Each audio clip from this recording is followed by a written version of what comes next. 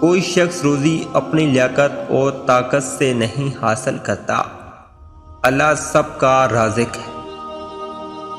بڑے بڑے متکبروں اور سرکشوں کو بھی خدا کے سامنے جھکے بغیر چارہ نہیں۔ خداوند تعالی متحمل بھی ہے اور رحیم و کریم بھی۔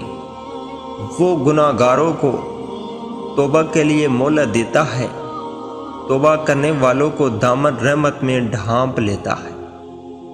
نطفے کو خوبصورت انسان بنا دینا اللہ تعالیٰ کی قدرت کا اعجاز ہے۔